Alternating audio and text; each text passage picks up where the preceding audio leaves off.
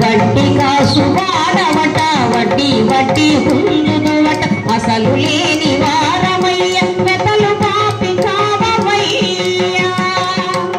ఒక పిలుపులో